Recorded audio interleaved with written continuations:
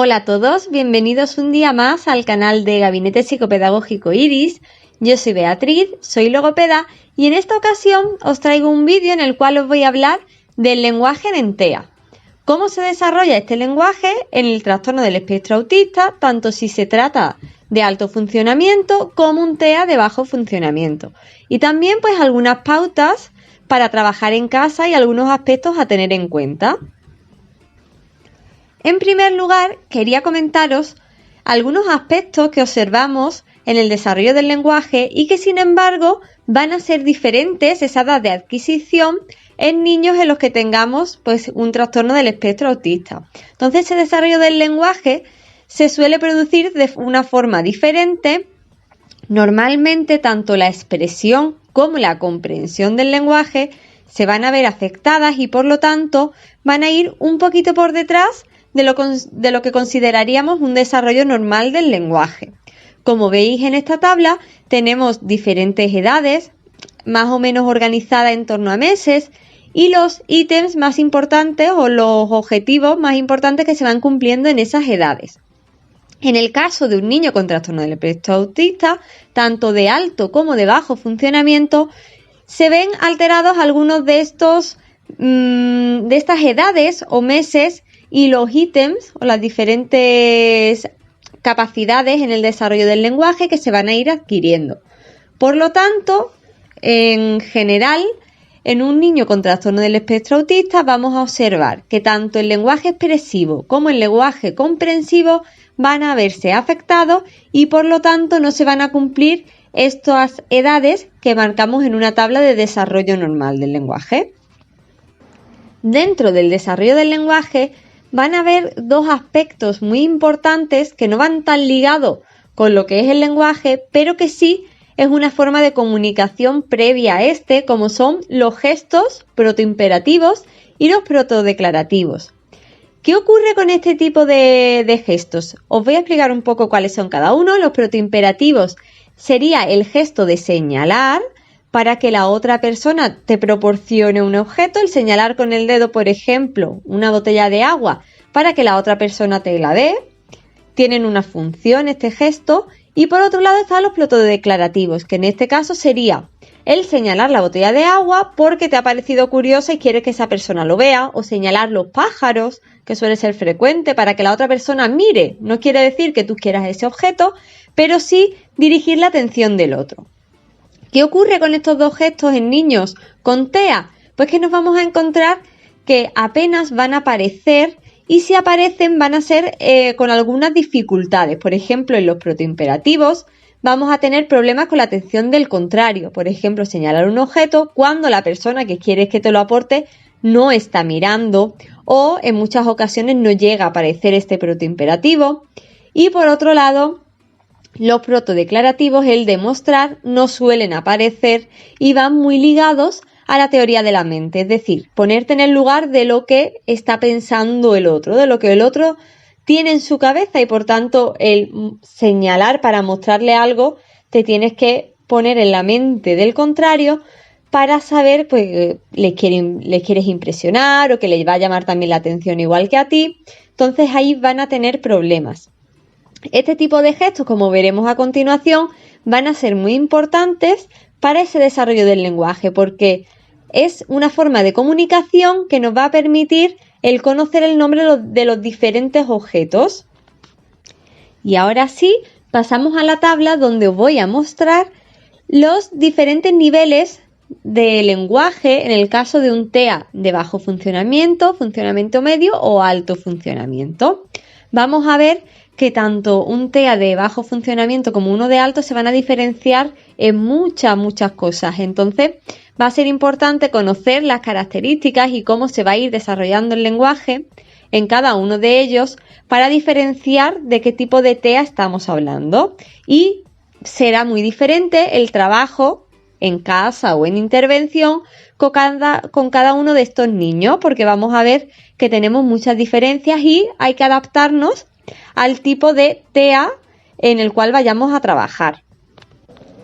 En primer lugar tenemos el TEA de bajo funcionamiento, que como veis tenemos mutismo, no se desarrolla el lenguaje, Ecolalias no comunicativas. Las ecolalias son esas repeticiones de frases o palabras que hemos escuchado anteriormente, pero en este caso no tienen una función. Por ejemplo, repetimos patata, pero no porque este niño quiera una patata, sino porque lo ha escuchado previamente y fuera de contexto repite de nuevo esa palabra.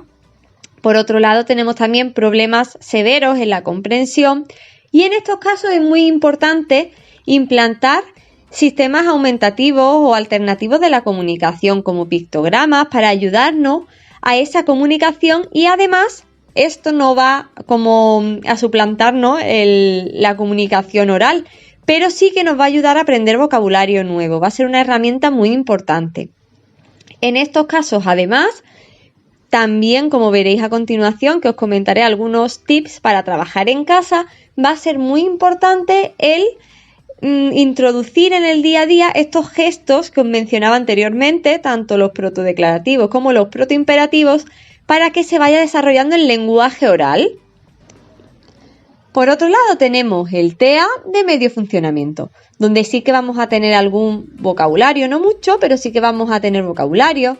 Seguimos con ecolalias, igual que en bajo funcionamiento, pero en este caso ocasionalmente habrá algunas que sí sean funcionales. Por ejemplo, hayamos escuchado la frase dame agua por favor en la televisión y él lo repita en la ocasión en la que quiere agua.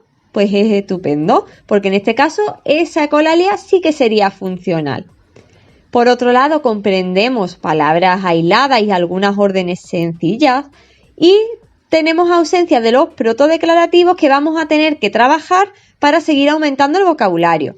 En este caso también podemos implantar los sistemas aumentativos alternativos de la comunicación porque nos van a ser de ayuda para trabajar en casa y para poder comunicarnos con ellos y que entiendan la importancia del lenguaje y de la comunicación.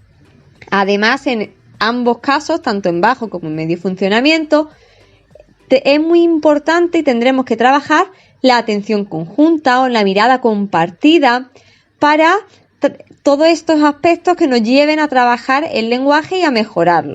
Y ya pasamos al TEA de alto funcionamiento, donde vamos a ver fluidez escasa. A veces en la estructura de la oración vamos a tener ausencia de algunos de los componentes o los verbos mentalistas como el creer, el pensar, se van a ver afectados. Las inversiones pronominales, por ejemplo, cambiar el por la. Alguna dificultad para diferenciar la información que es relevante de la irrelevante. La literalidad en la comprensión de oraciones, el tema de la ironía, pero en este caso el lenguaje sí que va a estar mucho más desarrollado. Sin embargo, tenemos que tener en cuenta que en el inicio del desarrollo, aunque sea un TEA de alto funcionamiento, vamos a tener también, se va a ver afectado ese desarrollo del lenguaje. Por lo tanto, es muy importante trabajar en casa porque muchos niños en los que parece que van a tener un TEA de bajo funcionamiento, con un poco de trabajo y de intervención y por supuesto mucho trabajo en casa, mejoran mucho y al final tenemos un desarrollo del lenguaje bastante bueno. Inclusive en muchos casos podemos pasar a un TEA de medio de alto funcionamiento.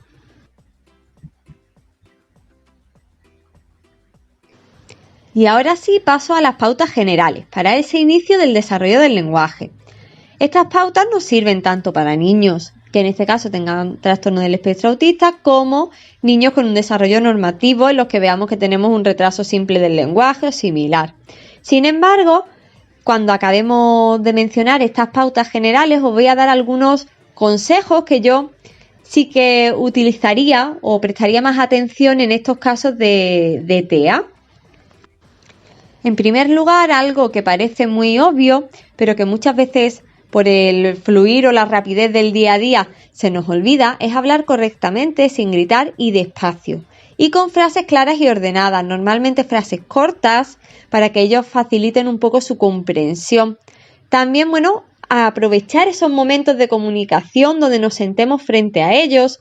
Es muy importante, como os comentaba, la atención compartida, un juego compartido. Suelen ser niños a los cuales les gusta jugar solos. Tenemos que intentar introducirnos nosotros en su juego y participar junto con ellos en el juego para así guiar la mirada hacia nosotros, señalar objetos, decir el nombre de los diferentes objetos y guiar su atención para que el lenguaje se vaya desarrollando. Y a la vez que entiendan que esa comunicación depende de ambos, tanto de ellos como de vosotros. Por otro lado, juegos típicos de imitar sonidos. Si no tenemos nada de lenguaje, esto es muy importante, porque suelen ser niños a los cuales les llama mucho la atención la entonación, se fijan mucho en la entonación, incluso en las ecolalias, como os comentaba, que eran frases o palabras que repiten porque las han escuchado previamente, suelen imitarlas con el tono de voz en el cual lo han escuchado con anterioridad. Entonces, para ellos les va a llamar mucho la atención y es una manera de entrar en su juego. Por otro lado también, como os comentaba, el uso de las frases cortas va a ser muy importante. Siguiendo un poco con las pautas generales para casa, el enseñar el nombre de los objetos, podemos ponernos el objeto cerca de la cara, preguntar cuál es darle esas pistas sobre cuál es el tenedor o cómo se llama esto, o incluso nosotros mismos proporcionarle el nombre. También realizar preguntas tipo qué, quién, cómo, dónde, donde ellos se tengan que expresar. En este caso, en niños más pequeñitos, donde veamos que aún no tenemos lenguaje, este tipo de preguntas no sería tan importante trabajarlas en un inicio, sí cuando avancemos un poco más, pero en principio es más importante el uso de los gestos, como os comentaba, de la mirada compartida, de la atención, y luego ya introducimos este tipo de preguntas. Además, algo también importante, no proporcionarle el objeto directamente cuando lo señale o cuando lo mire o creamos nosotros que necesita ese objeto, sino esperarnos a que él lo pida o señale. Si vemos que no lo tiene gesto, pedir o, en este caso, forzar la situación para que él señale el objeto, darle dos opciones como ¿cuál quieres, el lápiz o la botella? Y ponerla cerca de nuestra cara para que nos tenga que mirar y que facilite pues el señalar o el producir, por supuesto, el nombre del objeto. Sería lo ideal. Estas pautas, como os comento, las podemos trabajar tanto en casa como en sesión con niños en los cuales tengamos trastorno del espectro autista como los que no, pero sí que, como os comento, algunos de los tips que os he ido dando al mencionaros estas pautas generales sí estarían más guiados a esos niños en los que veíamos las características previamente según el nivel de lenguaje que tuviéramos en cada caso. Como os comento, son pautas generales, hay algunas más específicas si queremos trabajar sobre todo el área de alto funcionamiento cuando son niños ya un poquito más mayores, cuando ya pasamos de este desarrollo inicial del lenguaje y ya tenemos pues en torno a los 5 o 6 años, ya los objetivos cambian, ¿no? Y la forma de trabajar con ellos, por supuesto, cambia. Si os gusta este tema y os gusta el lenguaje o la comunicación y os gustaría que lo trabajáramos en niños un poquito más mayores, podéis dejárnoslo en comentarios para que nosotros lo sepamos y bueno, pues planteemos un siguiente vídeo con algunas pautas para trabajar en el caso de niños con TEA un poquito más mayores. Espero que os haya gustado el vídeo. Como siempre, podéis darle like si os ha gustado y comenta también si en este caso os ha resultado interesante o si queréis que hagamos un nuevo vídeo con pautas nuevas. Un saludo y nos vemos en el próximo vídeo.